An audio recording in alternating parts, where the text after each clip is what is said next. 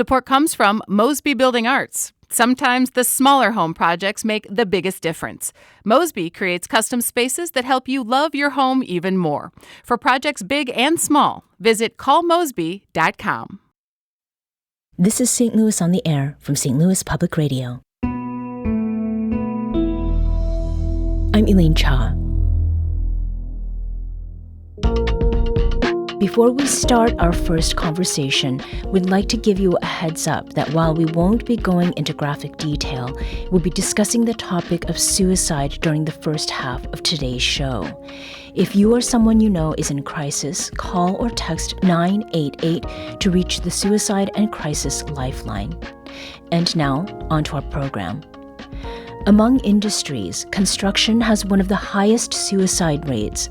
But unlike other professional fields with disproportionately high rates of suicide, like dentistry and veterinary medicine, the skilled trades offer little to no immediate care for workers who lose colleagues or loved ones in the same field of work to suicide. New research from a St. Louis labor advocate shows how postvention care could bring benefits and why peer support is the most effective way to provide that support. John Gall is behind that study, which is featured in the International Journal of Vocational Education and Training Summer 2026 edition. He's Chief Research Officer of Construction's Acute Suicide Postvention Response Project and Director of Worker Wellness for the Missouri Works Initiative. He's also Chief Learning Officer for the St. Louis Building Trades Wellness Coalition. And he joins us now. John, welcome back to the show. Thank you very much, Elaine. I'm proud to be here and just blessed that your station is willing to tackle a tough topic like this in August, which is great preparation for next month, September, which is pretty much worldwide Suicide Prevention Awareness Month. So, John, I have just introduced you with a number of titles. And we've talked with you on past shows about peer support in this context of helping people who work in the trades who have substance misuse struggles. But there's another title to describe you that is at the heart of your personal experiences, and that is dad. So for those who are hearing you for the first time, tell us about that. Certainly. So our family lost our oldest son, John Jr., age 24, on March the 24th of 2017 to suicide. He had been struggling as a result of multiple concussions from high school football and soccer. And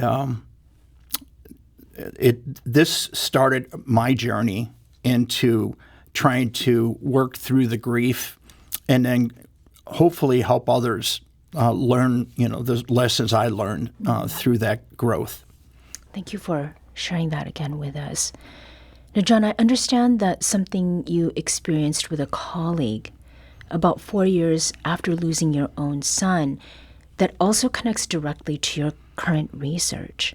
Correct. So, Elaine, you can only imagine how that rests in the back of your mind. The question, there's this what a dear friend of mine and mentor, Dr. Frank Campbell, calls the canyon of why. Why did this happen? Why didn't I do more? All those kinds of issues. And so that why was always sitting in the back of my mind. And it was summer, late summer of 21, 4 years later, as you mentioned. And our youngest daughter and my wife and I sat down to watch a movie on a Saturday night. Probably the first time we actually did that in 4 years in that kind of a context. Very relaxed atmosphere. And about 20 minutes into the movie, my phone just keeps blowing up, and I knew I had to take that call. Stepped out of the room, and it was a colleague, a dear friend of mine in the St. Louis area, who shared with me that his son had taken his life that day, and basically called me because he knew no one else who had lost a child to suicide. and asked me if I could just sit with them and talk. And that's what we did for the next hour. And I tried to share some tips, go back into that memory Rolodex of what did happen, what might have happened, and what worked, what didn't work. And told him I'd call him in 2 days and check up on him. And it was really enlightening to me that 2 days later, he took some of those bits of advice and worked with his children and his spouse and himself to seek help. So then I sat with that for a few more years. And then in the summer of 2024, from the middle of July to the middle of October, during those 12 weeks, I took 8 more of those types of calls. And most of those were industry related. All of them called me with almost the same explanation that the call I received in September of 21. Hey, I know you. You've been through this. Can you help me with this? And so the interesting thing I surmised from that, none of those calls asked me, what do I do 3 weeks, 3 months, 3 years from now? Every one of them was, I'm in the eye of the storm. Can you please help me? And so that's when I put my research hat back on, said, hey, it's time to stop thinking about this and start doing something about it. So I embarked upon a study. What are one or two of the things that you said to those friends and colleagues in those hours within the day or so afterward? Well, you want to check on them to make sure they and their loved ones are safe, and once you move from that, it helps to start asking some probing questions that are not personal, but more in the sense of what is it that you need from me, and often they just needed some direction because I put myself back in that space on March the 24th of 2017. And I often use this to describe how it felt. It felt like someone took me out into the middle of the Lake of the Ozarks, dropped me off off the boat, and sped away. I didn't have anything other than treading water to keep myself above water. And then another boat comes up. And I think, oh, goodness, they're going to start throwing me life preservers. No, they start throwing me 100-pound sacks of potatoes. That's how I felt.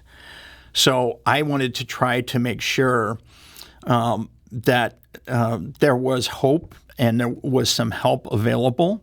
And what worked for me necessarily won't work for you. What works for you may not work for your spouse and children and so on and so forth. So I just tried to make sure they had an array of options. So options were key to me. Mm-hmm. So this term postvention, is this something that you came up with? How did you come upon it? And what did the research beginnings look like? So, in my opinion, I would say I came upon it more than 10 years ago, so even prior to us losing little John. As a matter of fact, I would say the whole effort in construction as far as safety goes and moving from just focusing on the physical aspects of safety to start to focus on the mental aspects of safety really went quickly from 2004 to through 2007 because when WashU School of Medicine researchers came to us, they wanted to speak about the physical aspects of safety in 2004. But when 2007 rolled around through 11, we were in the depths of the global economic crisis. And I could see that wearing on our apprentices. And I went back and approached them and said, hey, look at this. I think you're only studying part of the human, and we need to study the full human. And part of that experience is the mental aspects of safety as well. Mm-hmm. And that's what moved us in that direction. And then you, of course, know from previous shows that a dear friend of mine, Don Willie, lost his son to an opioid overdose in March of 2016. So that further ingrained our efforts to start being more proactive as opposed to being reactive. And we started moving in that direction with the researchers, which made life a lot easier because they would do the study and produce the results, and then we could speak, from a scientific standpoint, as opposed to Don and my standpoint was always looked upon often as too emotional. But now we had the science to back the emotions. Too emotional. That's correct. In dealing with something that is as impactful as losing someone to suicide. With postvention support, how do you think that your own experience and the experience of your wife and your daughter would have been different? Well, it would have been very helpful in those first 24 to 48 hours to turn to a program, an agency, or what have you, to do basically what I was doing for those 9 different calls that I was receiving. I was just like in a forest without any compass or any light in the middle of the night, and so just having those options, those resources, because again, it's very important to understand.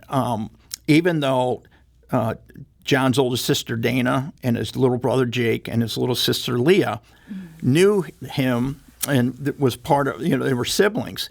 Each one of them knew him differently. And so each one of them need to be approached, differently, so that we can't just come up with a rigid framework and says, here, apply this. We have to use that as kind of a guide, some guardrails, and then guide people towards the available programs that are available to help people work through not just the acute phase, but the phases that follow that, the grief work, and then after that, the post-traumatic growth piece. Mm-hmm. And as I understand, knowledge about what was happening and why, you and your wife were separated by first responders that night? That is correct. What was going through your mind at that time? How did you and your wife talk about it afterward? Well, this is part of the learning process. So, when you're able to step back and reflect, now that it's been, over 9 years, I get it.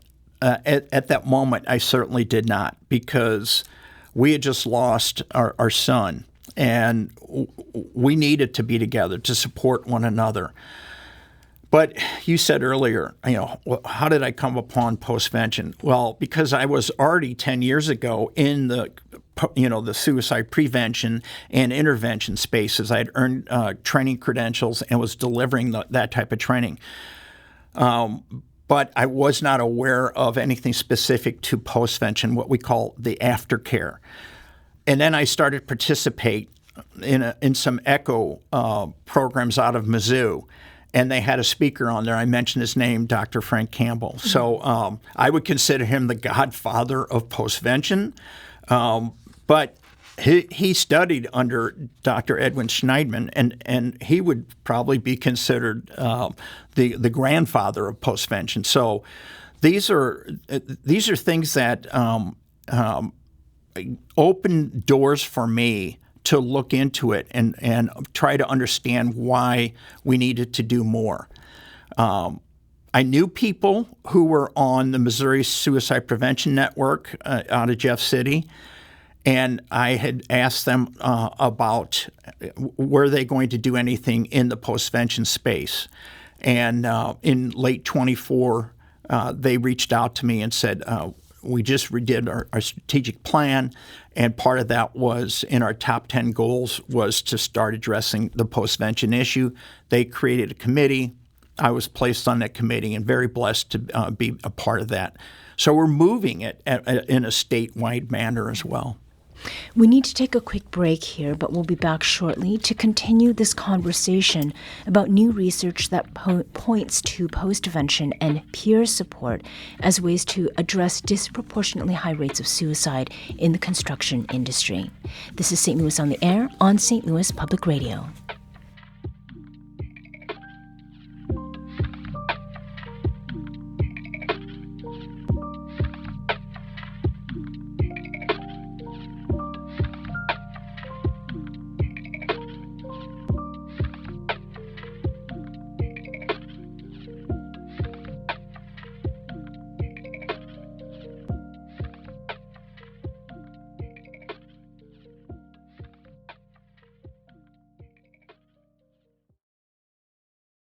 Support comes from Gemma, architects, planners, and designers seeking to bring joy to their clients and communities. Details at gemastl.com. Welcome back. Let's return to our conversation with St. Louisan John Gall. He's the Chief Research Officer of the Construction's Acute Suicide Prevention Postvention Response, and his latest study on suicide postvention in the construction industry appears in the latest edition of the International Journal of Vocational Education and Training's Journal. So before the break, we were talking about, how you got into this research regarding postvention.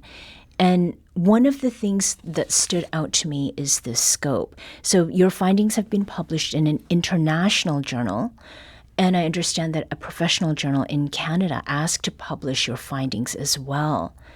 Why did you decide to talk with people in other countries, and how willing were they to speak with you?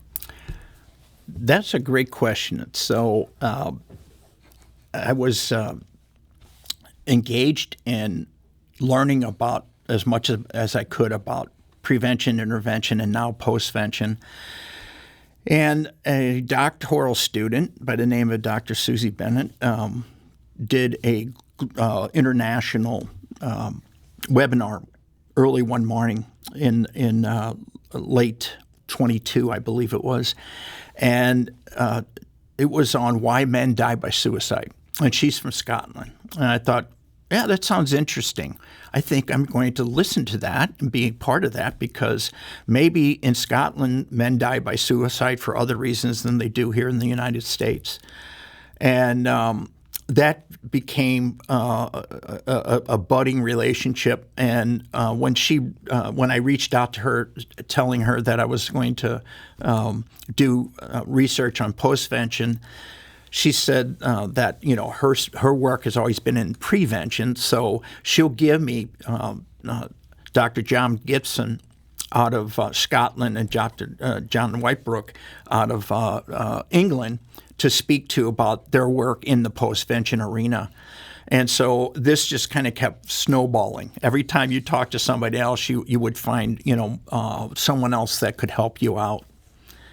So, in the construction industry in the United States, we're losing about 5,000 workers on an annual basis to suicide.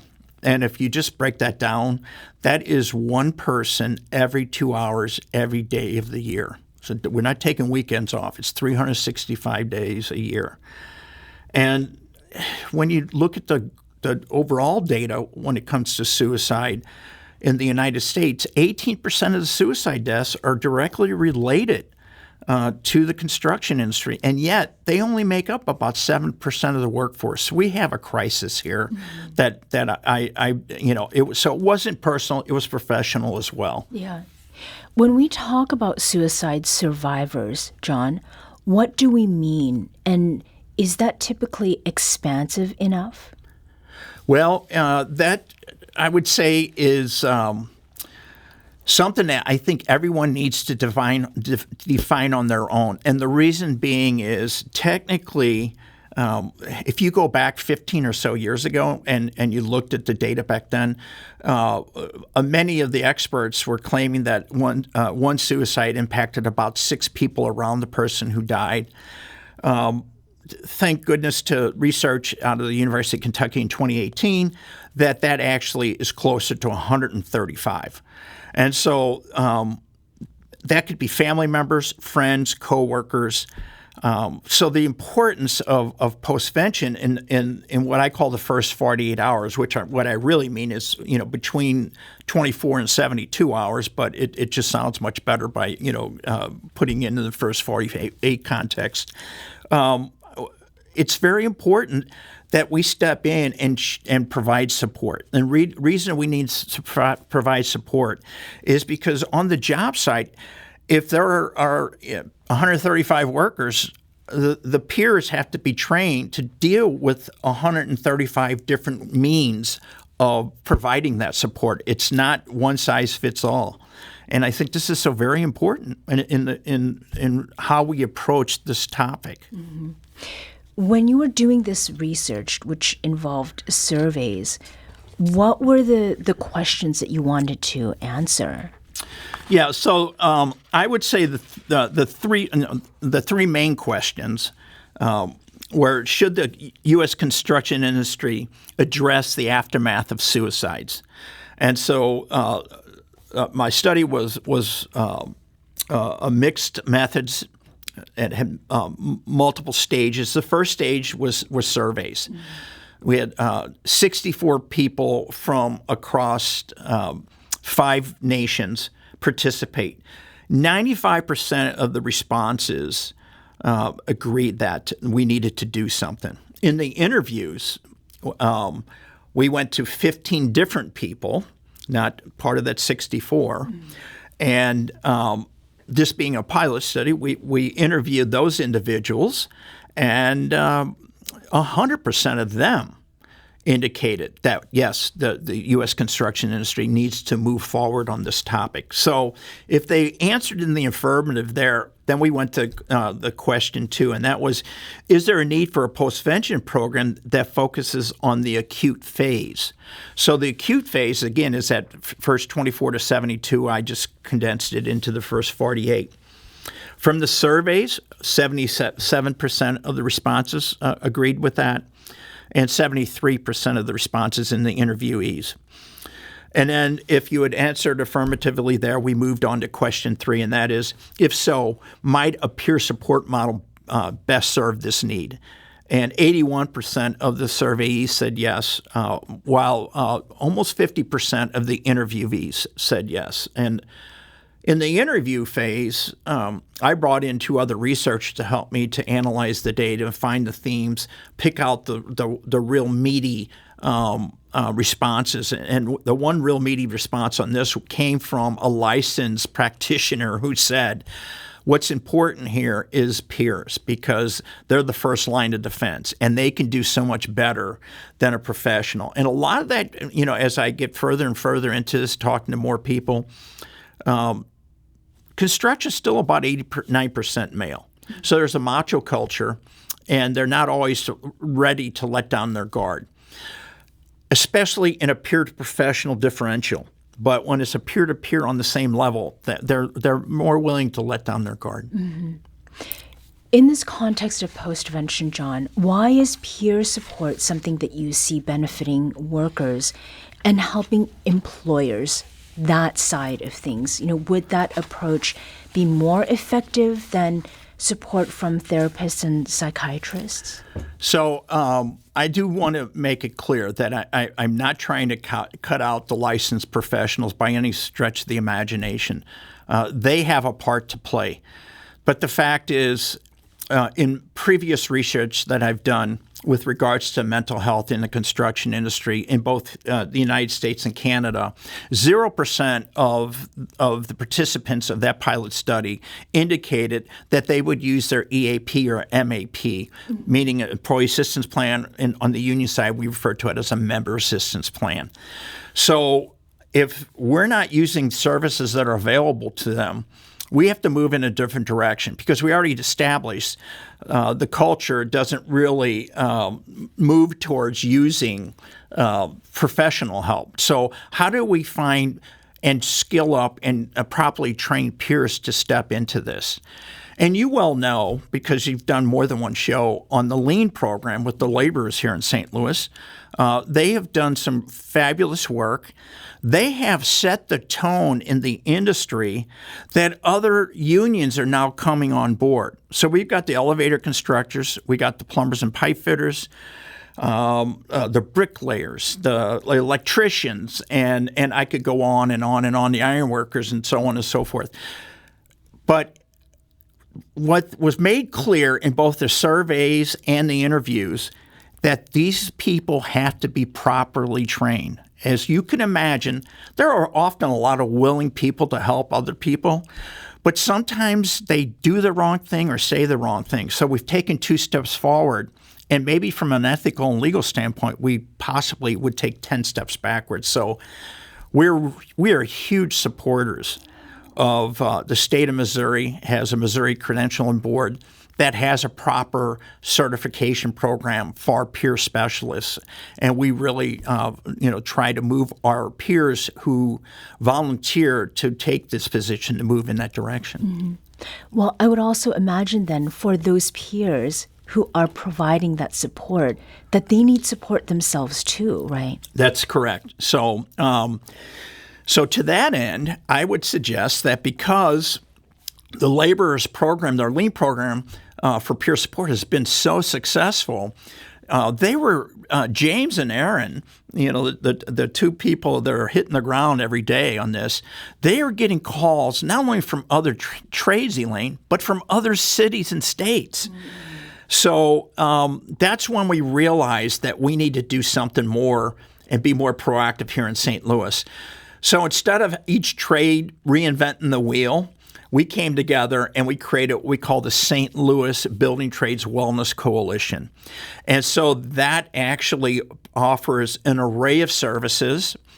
We do quarterly meetings where we bring labor and management and other interested folks in the room and discuss a lot of these tough topics like this, like substance misuse, like gambling addiction, and things of that nature. And then we find providers who can help become part of our team. So we're moving in a direction that truly takes both labor and management to engage in. And that's one of the blessings that we have here in the St. Louis area. Both labor and management in the union sector have a long history of working hand in glove with one another. And we were really blessed in this space of the postvention because I looked at 6 models around the world to try to find one that would work for our construction. And the one I kept coming back to was the TAPS program. It's a military-based model. Mm-hmm. It's been around for a number of years. And but it took funding to do that. And once again, labor and management stepped up and did the right thing. So the laborers, their trust fund, as well as their local union here, Local 42, as well as their international from Springfield, Illinois, they stepped up, as well as one of our union electrical contractors, Guarantee Electrical. They stepped up and provided the funding to do a 3-day intensive training to really move this ball down the field. And so they came and did that just at the end of April of this year.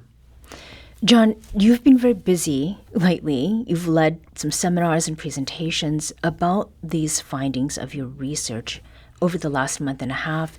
Some have been to skilled trades-related agencies, to mental health and construction professionals, and to the general public.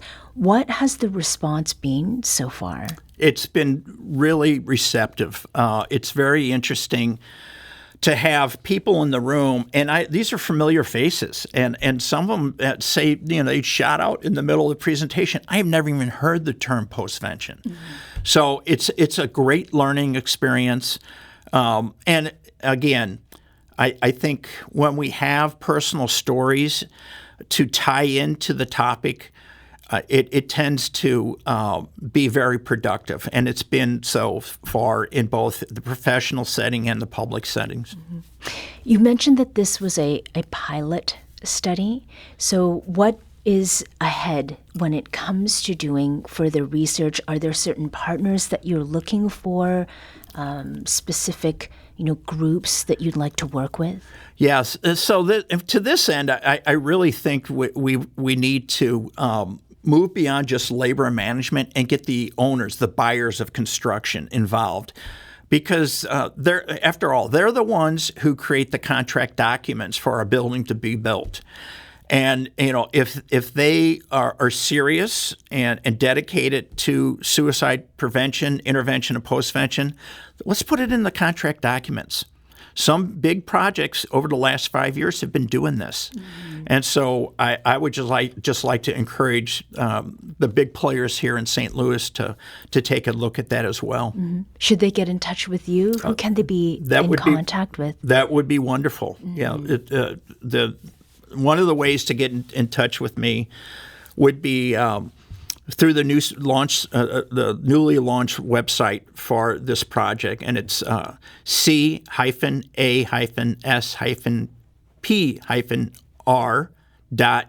So it's casper.us, and you'll find plenty of information about postvention and some of the projects we have going on and some of the events we have coming up, as well as an opportunity to send us a request for information. So please let us know. John Gall is the Chief Research Officer of the Construction's Acute Suicide Postvention Response Project. His latest study on suicide postvention in the construction industry is featured in the latest edition of the International Journal of Vocational Education and Training. John, thank you so much for joining us today. Thank you, Elaine. Again, it's been a pleasure and an honor. And please remember, if you or someone you know is in crisis, call or text 988 to reach the Suicide and Crisis Lifeline.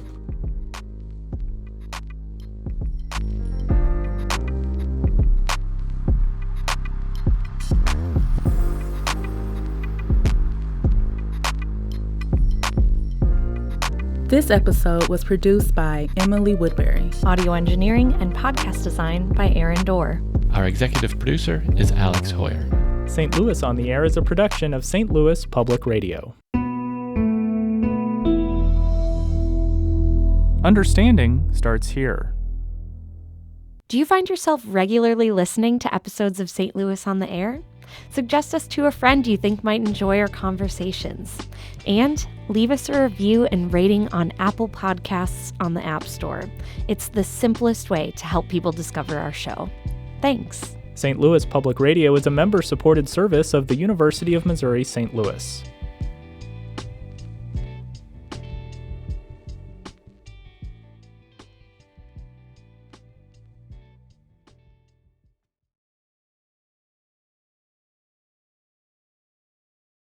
Hi, I'm Laura Hamden, and my colleague Jessica Rogan and I are your daily hosts of the Gateway newsletter. We meet with the editors in the STLPR newsroom every weekday to bring you the top local stories of the day in a quick and easy 6-minute read by 6 a.m. In an age of overwhelm, it's a refreshing, thoughtful take on the news day, if we do say so ourselves. Fine-tune your daily news habit with the Gateway newsletter. Subscribe at stlpr.org/gateway.